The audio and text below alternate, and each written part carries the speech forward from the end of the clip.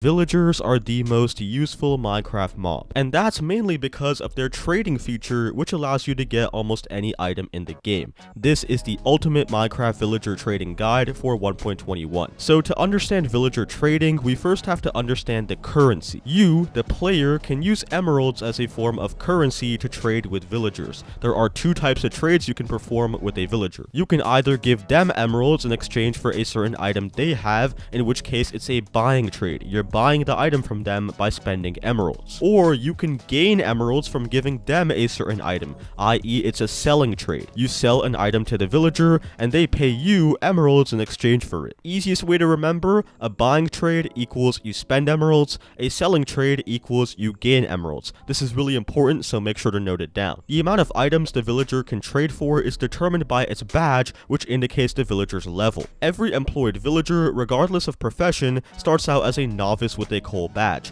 Novice level villagers will only have one or two basic trades. However, you can slowly level up novice villagers by trading with them. Trading with them fills this bar at the top, and once it's full, the villager will level up once you exit the trading interface. Once you level them up from novice, they will become an apprentice. Apprentice level villagers have an iron badge and will have two trades added on top to make 4 trades in total. Going further up the ranks, journeyman villagers have a gold badge and will have 6 different trades. Following that level, expert villagers have an emerald badge and will offer 7 to 8 different trades. And finally, master villagers have a diamond badge and can offer 9 to 10 different trades. Keep in mind, each time the villager levels up, the 2 extra trades added with each level get better and better as you level them up. Expert and master level trades are usually the best and rarest trades the villager has to offer. Also, if you want to quickly level up a villager, you can click on the trade and it'll actually show you by how much it will level up the villager. Next, professions. A villager's trades and the theme of its trades are dictated by its profession. Remember how I said earlier that employed villagers start out as novices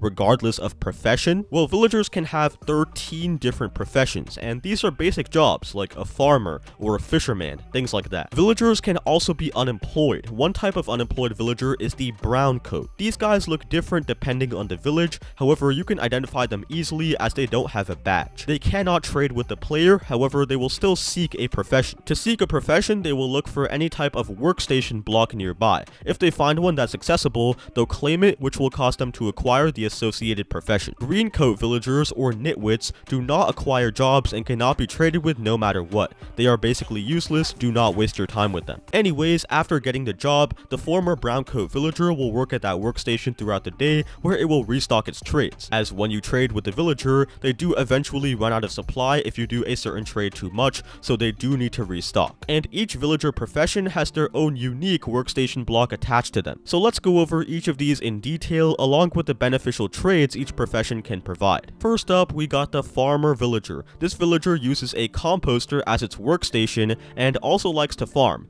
Big surprise, right? Well, most of the things you can sell to farmer involve mainly crops. You can give them wheat for emeralds, melons for emeralds, potatoes for emeralds, you get the idea. You can also buy food from them. They can give you some good food like bread at novice levels, and even golden carrots and cake once you level them up to expert and master. Then we got the armorer. This guy uses a blast furnace as his workstation. Here's the recipe for that item. For selling, you can sell this villager coal, iron ingots, and buckets of lava. But this villager's main use is for, of course, buying armor. You can buy from them chain armor, iron armor, and even diamond armor at expert and master levels. They're actually a way to get full diamond armor without mining any diamonds, which is really cool. Then we got the stonemason villager, or simply the mason if you're on Java. This villager uses the stone cutter as its workstation. You can sell them different types of rocks like stone, granite, and even diorite. This villager's novice level trade, 10 clay balls for an emerald, is also one of the best villager trades in Minecraft. Outside of that though, you can buy from them terracotta,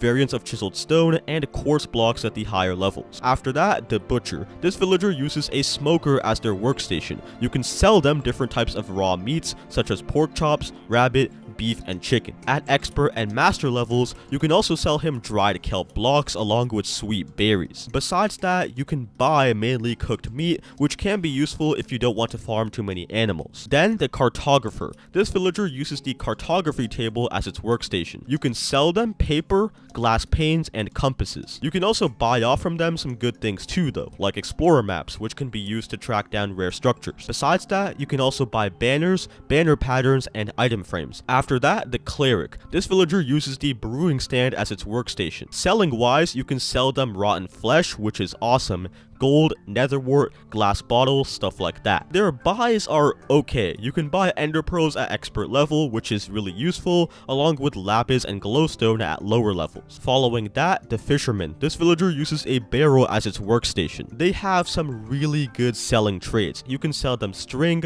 coal, and fish like cod and salmon. If you have yourself an AFK fish farm, the fisherman will be one of your biggest cash cows. Their buying trades aren't as amazing though. You can buy from them cooked cod, which is okay food I guess, enchanted fishing rods, and boats, so still decent. After that, the Fletcher, which uses the fletching table as its workstation. This villager again has some amazing selling trades. You can sell them sticks for emeralds, one of the best villager trades in Minecraft, and you can also sell them string and flint. Buying wise, you can buy from this villager arrows, quite a decent trade, and you can also buy from them enchanted bows and crossbows at higher levels. At master level, you can possibly buy tipped arrows of any kind, and in Bedrock Edition, it's actually possible to get arrows of decay, which can't be made otherwise in survival. The leather worker, who uses the cauldron as their workstation. You can sell this villager leather, flint, and rabbit hides. You can also buy from them leather armor, leather horse armor, and saddles, which can be pretty useful. Then the shepherd, who uses a loom as their workstation. You can sell this villager wool, can be white, black, brown, or gray.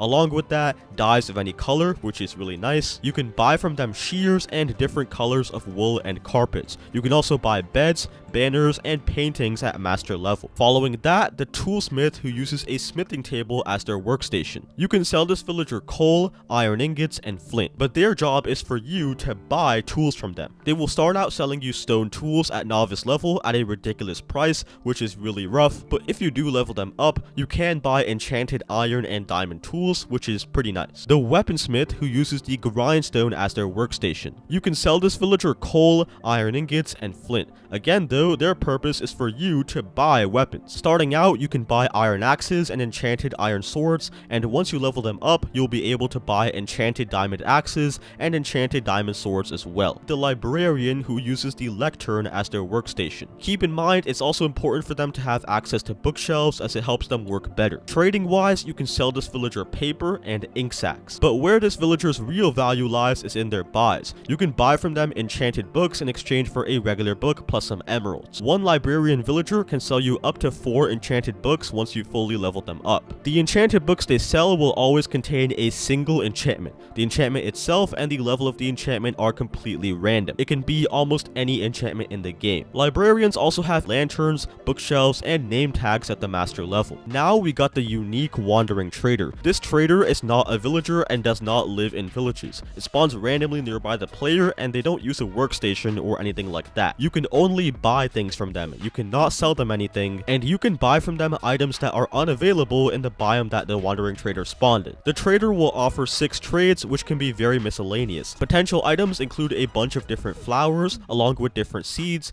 dye, coral, different types of ice, including blue ice, saplings, and nautilus shells. Not insanely useful, but I guess coral and ice can definitely be nice. But possibly the most useful feature of the wandering trader is the fact that it drops leads when you kill it. Definitely very nice, but do be careful of the llamas, since they will get really angry and start spitting at you. A very useful piece of information is that you can switch a villager's trades by breaking their workstation and placing it down again. The villager will get unemployed and then re-employed, causing it to get new trades. And for librarians, this is particularly useful for changing the enchantment that they sell to the one that you actually want. Keep in mind though, once you trade with a villager, their trades automatically get locked. So even if you break their workstation after that, they will not become unemployed nor reset their trades. It's also possible to get discounts or raised prices from villagers, but small and huge depending on your actions towards them. Hitting a villager will cause them to immediately raise their prices for all their trades. They will also gossip about it to other villagers at the town meeting, so other villagers end up raising their prices prices for you too. Killing a villager causes even more negative gossip among villagers. If you do a specific trade many times to the point that the villager runs out of stock for it, the villager, upon restocking, will sometimes raise the price for that trade and slightly lower the prices for some of its other trades. Basically, it's supply and demand if you want to research about that. But if you want to get a truly massive discount from villagers, it's actually really simple. The first method is to fight and defeat a pillager raid. This will give you the hero of the village effect, which will not only cause villagers to throw items at your feet,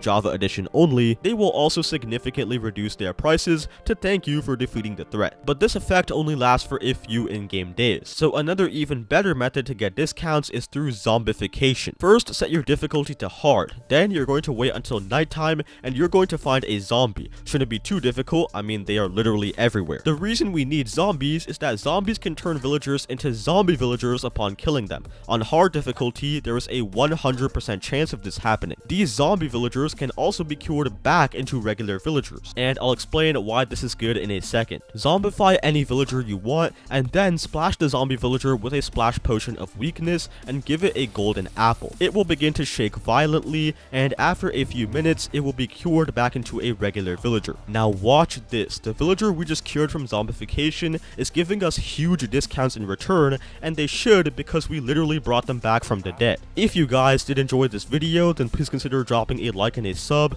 and as always, I will see you in the next one. Goodbye.